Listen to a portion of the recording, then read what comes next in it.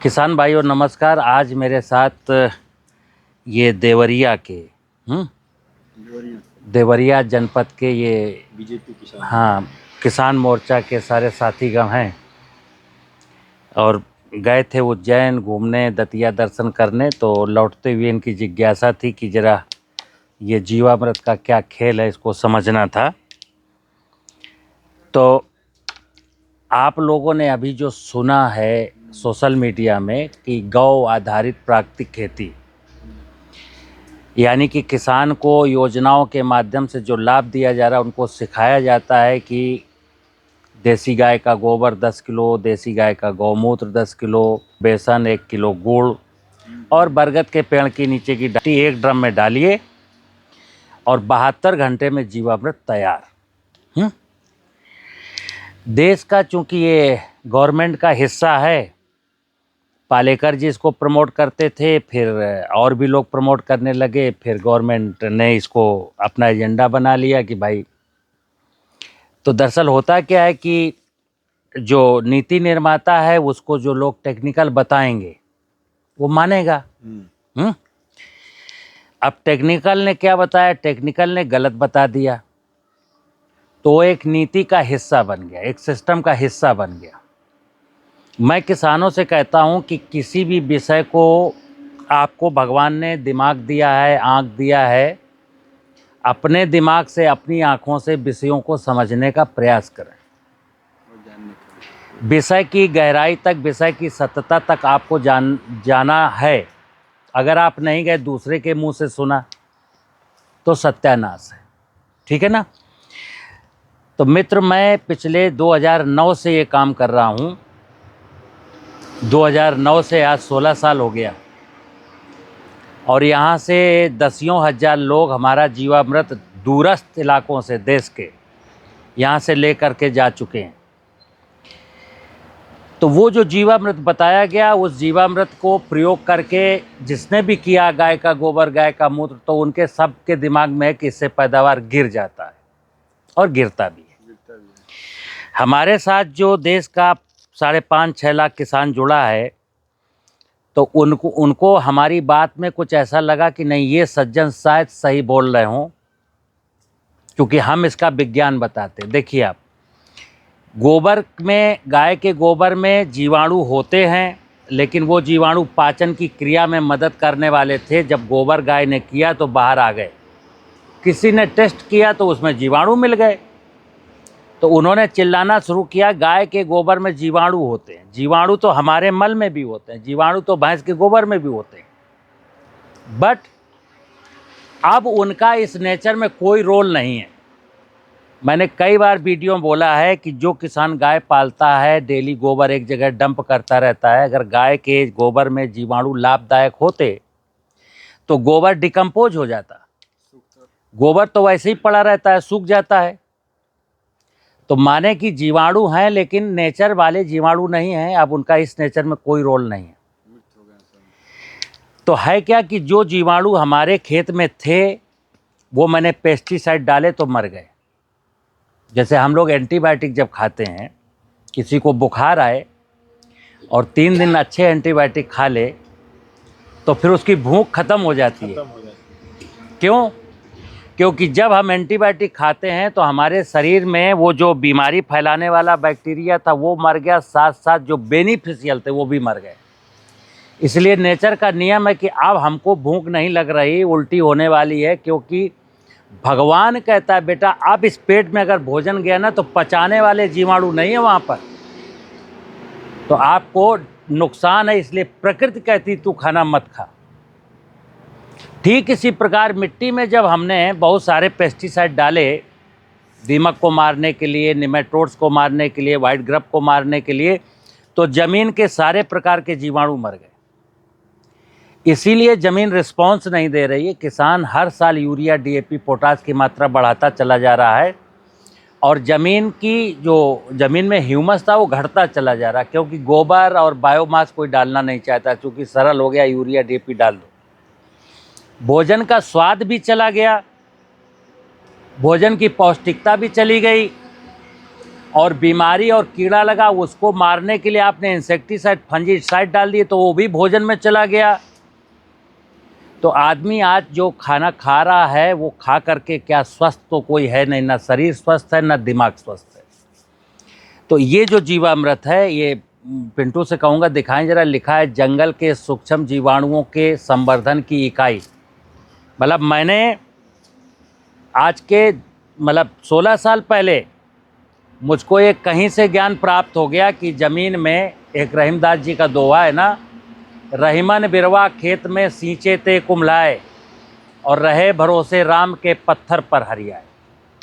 यानी जंगलों में किसी भी वनस्पति को ना खाद चाहिए, ना पानी चाहिए, ना कोई बीमारी है, ना कीड़ा है, यानी कि क्योंकि वहाँ भगवान की, प्रकृति की, राम की संपूर्ण माया जिंदा है।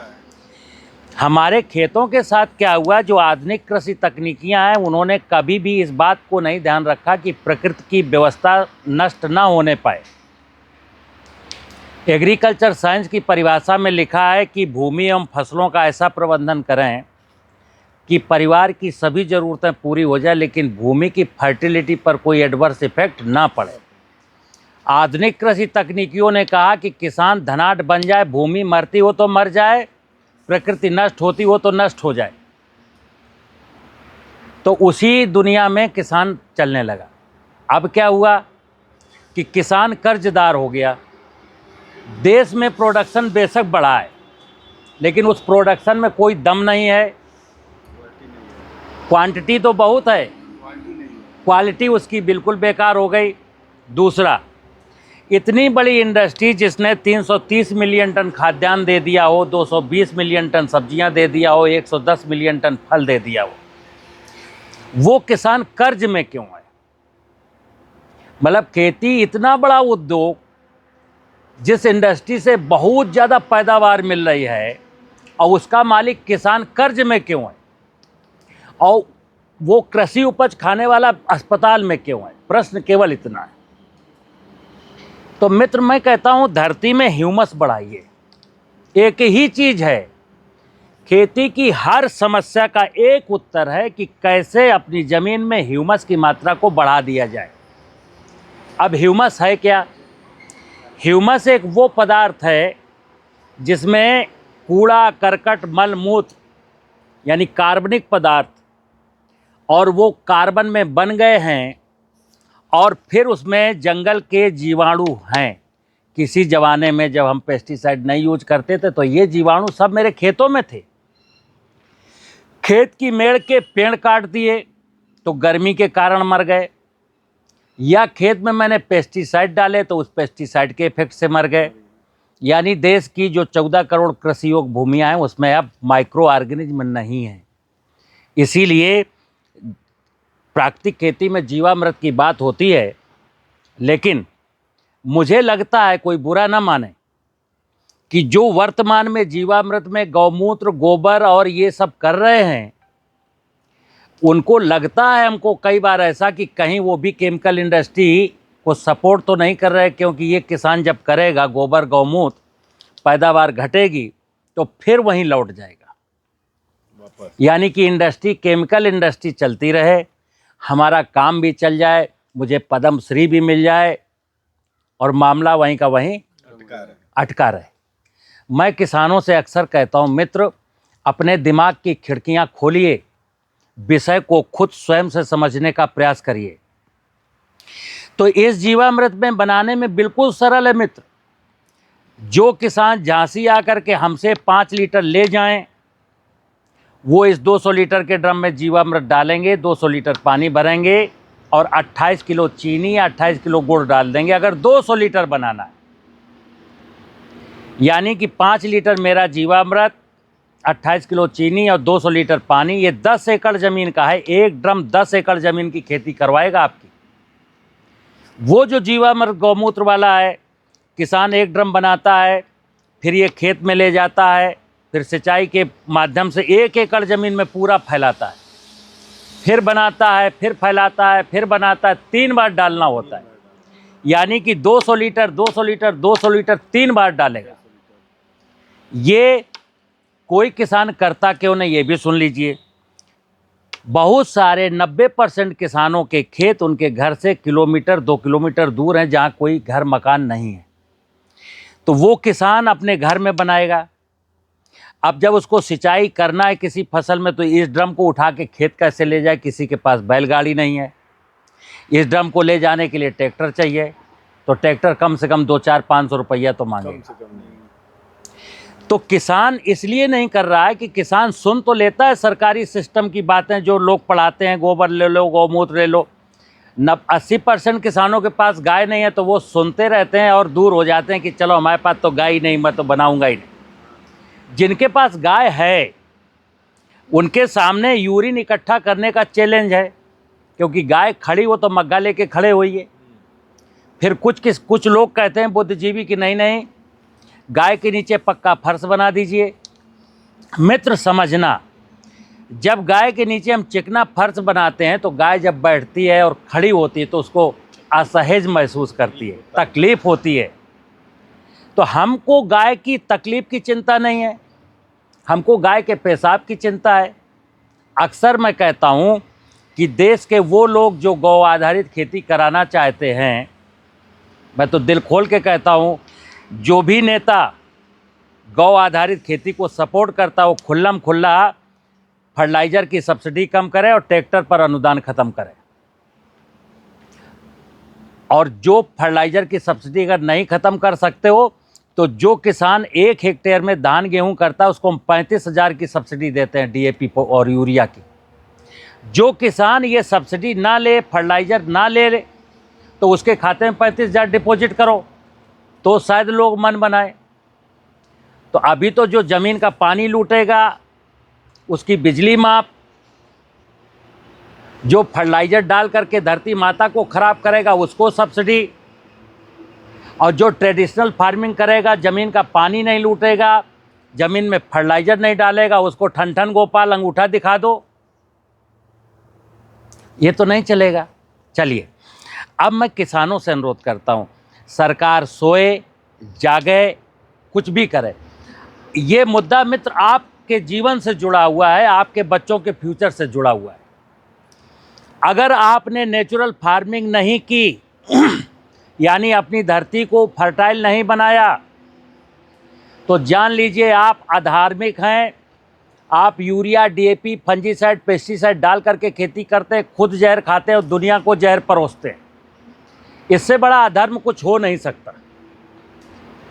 अगर हम ज़मीन में पेस्टिसाइड डालते हैं, वो पेस्टिसाइड हमारे भोजन पानी में जाते हैं और लोग वही पानी वही भोजन करते हैं, बीमार होते हैं, अस्पताल में जाते हैं, तो मैं तो अधार्मिक हो गया। धर्म का मुझसे कोई लेना देना नहीं। तो एक कहावत अपने सनातन संस्कृति में कही गई है, धर्मो रक्षति रक्षता। अगर हम धर्म की रक्षा करेंगे तो धर्म मेरी रक्षा कर लेगा। तो धर्म है क्या? धर्म में सबसे बड़ा धर्म है धरती की सुरक्षा। कहते हैं तन समर्पित, मन समर्पित और ये जीवन समर्पित, चाहता हूँ देश की धरती तुझे कुछ और भी दूँ। ये मेरी सनातन संस्कृति थी। सर्वे भवन्तु सुखिनः, सर्वे सन्तु निरामया, सर्वे भद्राणि पश्यन्तु का माँ कश्चित् दुःख भाग् भवेत्। ये धर्म था। और ये अगर ज़मीन जिंदा रहेगी, ज़मीन में ह्यूमस होगा, ज़मीन में रहने वाले शिव के गण अगर वो रहेंगे, तो आप समझिए कि फिर आपको ना तो पानी देने की ज़रूरत है, ना फर्टिलाइज़र देने की ज़रूरत है, ना आपके फसलों में कोई बीमारी लगेगी, ना फसलों में कोई कीड़ा लगेगा, अगर धरती माता स्वस्थ है तो। क्योंकि माँ ये बहुत बड़ा शब्द है मित्र, आध्यात्मिक माँ है धरती माता, जो सबको पालती है। लेकिन पढ़ा लिखा इंसान वैज्ञानिक बन गया, साइंटिस्ट बन गया, बड़ा आदमी बन गया, पढ़ लिख करके आया, तो क्या करता है कि इसी धरती को बंजर बना दो, इसी धरती के नीचे का पानी लूट लो, जंगल काट लो, बायोडाइवर्सिटी को नष्ट कर दो, धनाढ्य बन जाओ, कैंसर की बीमारी मोल ले लो, फिर देखते हैं कौन माई का लाल आपका कैंसर ठीक करेगा। पंजाब का, हरियाणा का, पश्चिमी यूपी का सब लोग हाल जान रहे हैं। पंजाब में हर 5वां 6वां आदमी कैंसर का पेशेंट है। हरियाणा में आएंगे तो हर 8वां 9वां आदमी कैंसर का पेशेंट है। पश्चिमी यूपी में आएंगे तो हर 12वां 13वां आदमी कैंसर का पेशेंट है। इसके बावजूद हम चेत नहीं रहे। मुझे कागज़ का नोट प्यारा है हर कीमत पर। धरती मर जाए, धरती के नीचे का पानी ख़त्म हो जाए, जंगल ख़त्म हो जाए, बस मेरी जेब में कागज़ का नोट आना चाहिए। इसलिए मैं किसान भाइयों से कहता हूँ कि अगर अपने बच्चों का भविष्य बनाना है, क्योंकि आप सब समझ रहे हैं बच्चे सबके घर में हैं कि नहीं हैं। आपने बच्चों के लिए प्लाट खरीदा, 50 लाख का बीमा कराया, हम मर जाएंगे, धरती बंजर हो जाएगी, धरती के नीचे का पानी ख़त्म हो जाएगा, तो 50 लाख का बीमा अगर उसको मिलेगा 15 साल के बाद तो करेगा क्या पैसे का? तो पैसा मित्र ना तो पानी पिला पाएगा, ना आपको 2 वक्त का निवाला दे पाएगा, ना सामाजिक समरसता को ठीक कर पाएगा। लेकिन माँ अगर जिंदा है, धरती माँ अगर सलामत है, तो मैं कह रहा हूँ लड़ाई झगड़े ऑटोमेटिक बंद हो जाएंगे। ये केमिकल जो मैं अपने भोजन में डाल रहा हूँ, यही केमिकल रिएक्शन है कि एक ज़माने में पिता अपने बेटे को मार सकता था, अध्यापक बच्चे को मार सकता था और बच्चा विरोध नहीं करता था, क्योंकि उसे पता था पिता ने गलत बात पर मारा, टीचर ने गलत बात पर मारा। आज क्या है? आज हमारे सिस्टम ने कहा है कोई अभिभावक अपने बच्चे को मार नहीं सकता, कोई टीचर बच्चे को मार नहीं सकता, और अगर किसी ने मारा तो बच्चा सुसाइड कर लेगा। ठीक है ना? ये क्या हुआ? ये मित्र जो यूरिया, डीएपी, फंजीसाइड, बीडीसाइड, इंसेक्टिसाइड मेरे भोजन में गए ना, उन्होंने मेरे मानस पटल को, मेरे दिमाग में इतने केमिकल रिएक्शन किए कि अब इस देश में कोई माई का लाल बाप अपने 14-15 साल के बच्चे को तमाचा मारने की हिम्मत नहीं रखता। ये सब क्यों? क्योंकि आध्यात्मिक धरती माँ, जो मेरी आध्यात्मिक माँ है, उसका स्वरूप इतना गंदा कर दिया है। तो उसको सुधारने के लिए मैं कहता हूँ कि ये जीवामृत है। जो लोग यहाँ से ले जा सकते हैं यहाँ से ले जाएं, नहीं तो अपने अपने क्षेत्र में जंगल जाएं, जंगल से 10 किलो मिट्टी लाएं, रिच मिट्टी लाएं।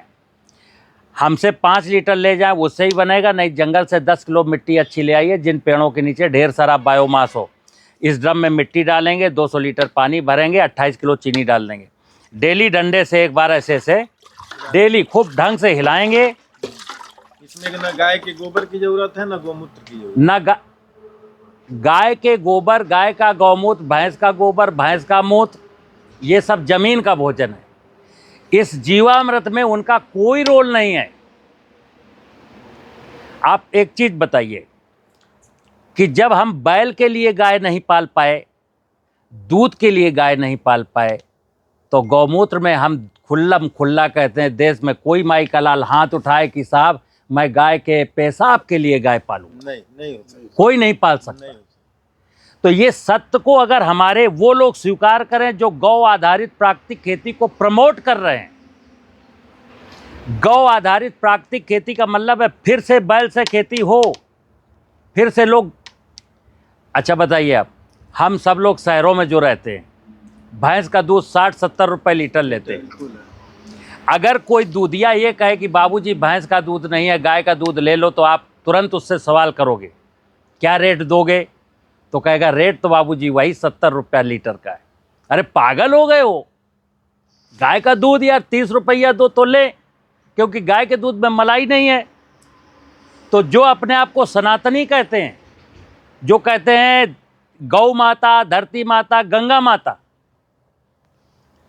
गौ माता, धरती माता, गंगा माता की जो जय जयकार करते हैं, उनको ये समझ में आना चाहिए कि अगर गौ माता की जय बोलते हो तो गाय का दूध भी आप 70 रुपये लीटर लो, तो एक बार किसान हिम्मत जुटाए कि चलो गाय भी पालेंगे। तो गाय का दूध गांव में तो 25 रुपया लीटर है। बछड़ा दे देगी गाय तो किसी काम का है नहीं। योगी जी उसको कटने नहीं देंगे, लेकिन कटेगा। अब मैं एक और बात कर दूं बिल्कुल स्पष्ट, अगर देश के लोगों को गाय बचानी है तो या तो नीतियां बैल आधारित खेती को प्रमोट करें, या किसान से कहें कोई बात नहीं, बछड़ा जब 3-4 साल का हो जाए तो बाजार में बेच लेना, तो 40-50 हज़ार का बिकेगा और वो कटेगा। हमें मालूम है कटेगा, लेकिन चलो उसको 40-50 हज़ार रुपये मिलेगा। सड़कों पर छुट्टा गाय जितनी भी हैं कल किसान के खूंटे पर चली जाएंगी। अभी क्या है, गाय तो अब भी कट रही है, कितने भी पहरे लगा लो गाय कट रही है, और इसका लाभ किसान को नहीं मिल रहा है। और वो जो गाय से दुश्मनी निभाते हैं, ये फायदा वो उठाते हैं कि 40,000 की गाय सड़क से पकड़ते हैं, चोरी छुपे काट लेते हैं, पैसा वो बनाते हैं। तो हमें दिल खोल के निर्णय लेने पड़ेंगे। अगर गाय को बचाना है तो या तो बैल आधारित खेती को प्रमोट किया जाए, या किसान को यूरिया डीएपी ना ले तो सब्सिडी उसको रिटर्न की जाए। तो मित्र, देश के किसान भाइयों से अनुरोध है कि जीवामृत बनाइए और खेत में कार्बन लौटाइए। कार्बन मतलब होता है कार्बनिक पदार्थ, पशुओं का मलमूत्र, बाग बगीचों की पत्तियां, खरपतवार, ये जितना ज़्यादा ज़मीन में डालेंगे, क्योंकि ये जीवाणु, इनके पास अपनी कोई सामर्थ्य नहीं है। जैसे आपकी किचन में एक बच्चे की शादी होकर के एक बहू आ गई और आपकी किचन में कोई सामग्री नहीं है भोजन बनाने की, आप कह रहे हो कि बहुत अच्छी कुक है मेरी बहू, लेकिन सामग्री तो होनी चाहिए ना किचन में, तब वो अच्छी कुक है। इसी प्रकार ये बहुत अच्छे कुक हैं, ये फसलों का हर भोजन बनाने की सामर्थ्य रखते हैं, लेकिन फसलों के भोजन बनाने के लिए इनका रॉ मटेरियल है कार्बन।